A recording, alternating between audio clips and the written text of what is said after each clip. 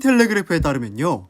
미국 상원의원 신시알 루미스가 코인베이스가 제출한 SEC의 기소에 대한 기각 신청서를 지지하기 위해서 아미쿠스 브리프를 제출한 사실입니다.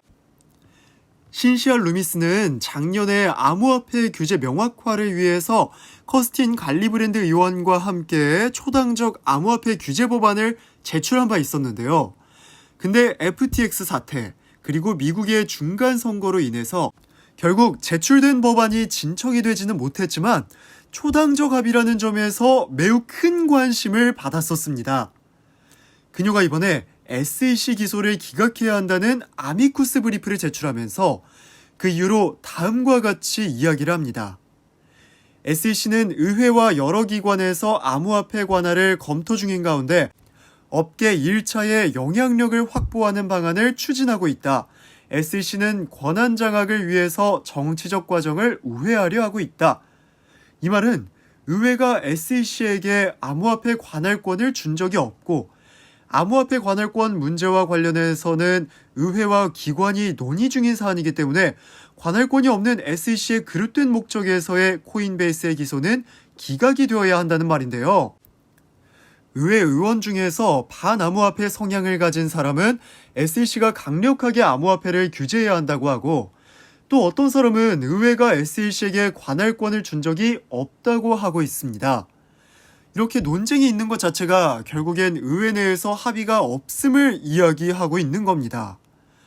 합의가 없으면 결국에는 합의가 있을 때까지 관할권을 SEC가 가져갈 수 없다는 의미이기 때문에 저는 이번 신시알 루미스 의원의 코인베이스를 위한 아미쿠스 브리프는 매우 의미가 있다고 생각합니다.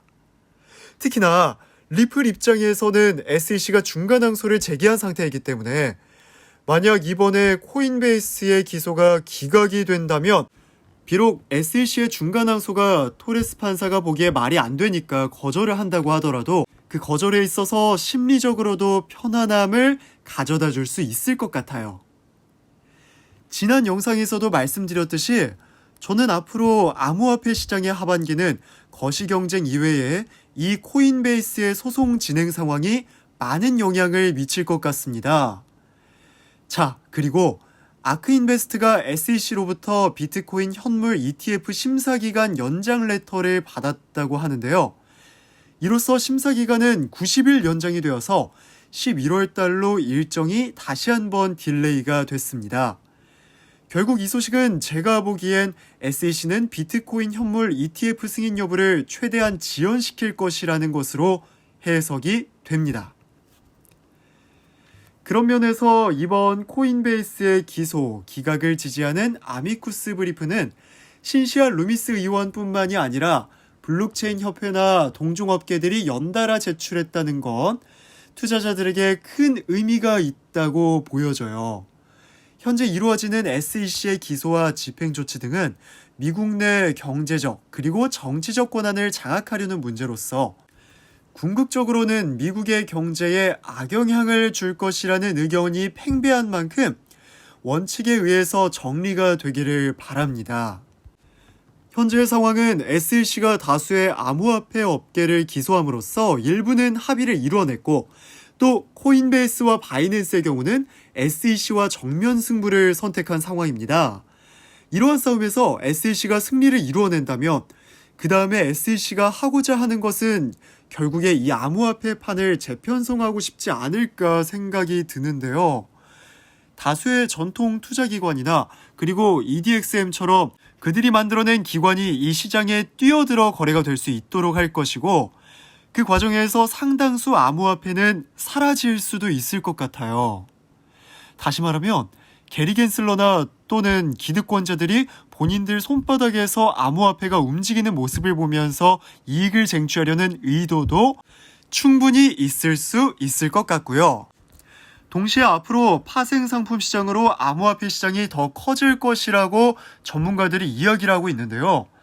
과거에 파생상품 시장에 달러라는 법정화폐로 거래가 되었다면 이제는 법정화폐 대신에 암호화폐가 차지하는 비율이 커질 거고 법정화폐의 지배력이 떨어질 것으로 보입니다. 이것을 필사적으로 지연시키기 위한 노력 중에 하나로 보이기도 하네요.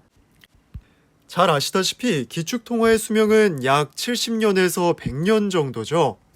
그 말은 달러가 영원한 기축통화로서 남을 수 없다는 건데요. 달러가 기축통화로서의 균열을 이야기하는 것 중 하나가 브릭스의 협력, 그리고 다른 하나는 암호화폐가 아닐까 싶습니다. 세계는 이미 한 나라의 법정화폐가 기초통화가 되었을 때 가지고 있는 부작용을 경험하고 배웠기 때문에 이제는 진정한 자유와 세계화에 맞는 화폐, 통화, 자산을 원하고 있을 텐데 그렇기 때문에 블록체인이 각광을 받고 있고 블록체인에서 출현되는 암호화폐 미래에 대해서 기대하고 있는 것 같습니다. 제가 이런 말씀을 드리는 이유는요. 리플 최고 기술 책임자가 XRP와 같은 디지털 자산이 글로벌 준비 통화도 가능하다고 발언했었기 때문인데요. 변화해가는 통화 가치에 대해서 XRP는 어떤 역할을 할 수 있을 것인지 기대가 됩니다.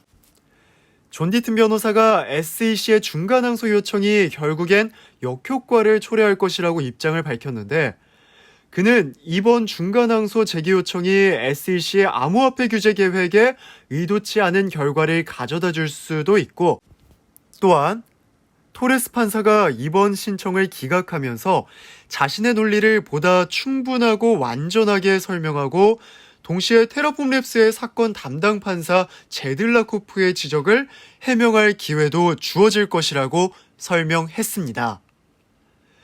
꾸준히 영상 시청해주시는 분들께 감사하다는 말씀 드리고요. 그런 여러분을 위해서 제가 해드릴 수 있는 건 제가 아는 정보, 소식, 발빠르게 알려드리는 겁니다. 그러니 빠른 정보 받아보고 싶으시거나 궁금한 점 있으신 분들은 위에 보이는 번호로 문자 남겨주시면 제가 답변 드리고 있으니까 꼭 문자 남겨주세요.